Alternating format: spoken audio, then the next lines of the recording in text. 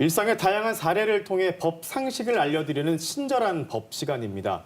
최근 도심이 복잡해지고 고층 건물이 늘면서 일조권 분쟁이 끊이질 않고 있습니다. 네, 오늘은 하경환 변호사와 함께 일조권 분쟁 사례와 또 보호는 어떻게 받을 수 있는지 알아보도록 하겠습니다. 변호사님 안녕하세요. 네, 안녕하십니까. 자, 햇볕이 잘 들던 우리 집에 어느 날 근처에 고층 건물이 들어서면서 집안에 그늘이 생기기 시작한다면 정말 일상생활이 많이 불편해질 것 같습니다. 실제로 이런 경우 정말 많이 있고요. 손해배상을 인정받을 수 있습니까? 네, 환경권 중에서 햇볕과 관련된 권리를 일조권이라고 하죠. 이런 일조권에 대해서 침해가 인정된다면 신축 건물의 건축주 등을 상대로 손해배상 청구가 가능합니다.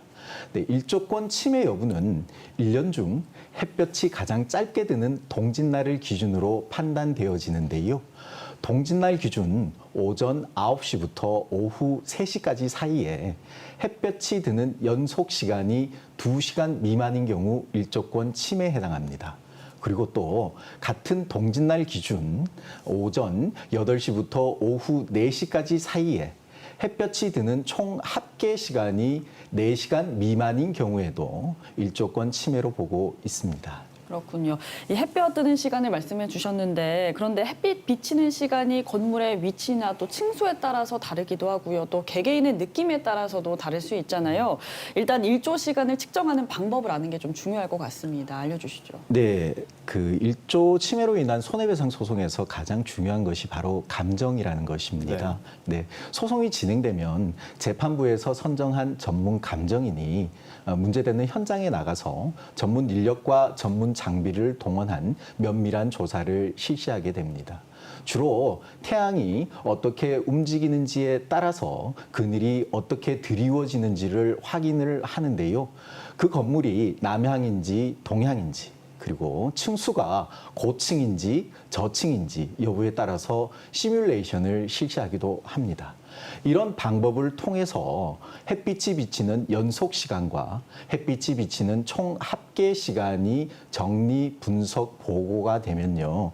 재판부에서는 그런 감정 결과를 토대로 당사자의 주장과 아울러 일조 침해 여부에 대해서 최종적인 판단을 합니다.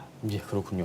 네, 아무래도 소송할 때 가장 중요한 부분이 배상 부분이잖아요. 보상인데 일조권을 침해받았을 때 이제 인정되는 손해배상 금액은 얼마나 됩니까? 네, 결론부터 말씀드리면 일조 침해로 인해서 발생한 부동산 시세 하락 금액이 손해배상 금액이 됩니다.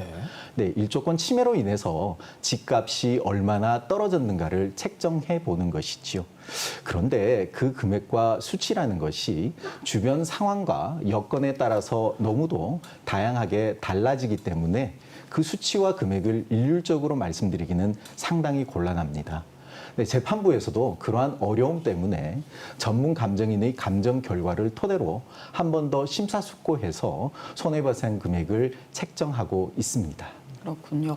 그렇다면 이 일조권 침해의 경우에도 정신적인 손해배상, 즉 위자료도 인정이 됩니까? 네, 맞습니다. 일조 침해에 있어서도 정신적 고통으로 인한 손해배상, 즉 위자료가 아울러 인정되고 있습니다. 네, 지난 5월 대구지방법원에서 선고된 판결에서는 20만 원에서 100만 원 정도의 위자료가 차등적으로 인정되었습니다. 소송을 제기한 인근 주민들 사이에서도 일조 침해와 관련된 양과 기관 등 조건이 서로 달랐기 때문입니다. 예.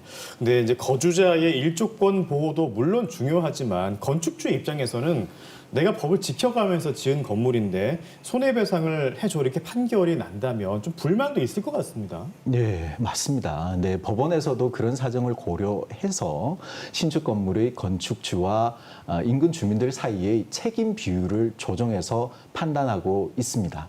지난 5월 대구지방법원에서 선고된 판결에는 판결문이 이렇게 적혀 있습니다. 네, 건축주가 새로운 건물을 건축하면서 건축관계 법령을 모두 준수하였다면 주민들의 환경이익 또는 생활이익만을 절대적으로 보장할 수는 없다. 네, 사유재산권 보호와 환경이익 보호는 모두 합리적 조화를 필요로 하는 중요한 가치들이다. 이렇게 판시하였습니다. 그렇게 판시하면서 건축주와 주민들 사이의 책임 비율을 기본적으로는 5대5로 보았고요. 네, 일조권 침해가 아주 심한 경우에는 그 비율을 7대3으로 본 사례도 있습니다. 예, 알겠습니다. 건축주든 거주민이든 서로의 입장을 원만하고 또 조화롭게 잘 해결할 수 있는 그런 지혜가 필요할 것 같습니다. 친절한 법 하경환 변호사였습니다. 고맙습니다. 네, 감사합니다.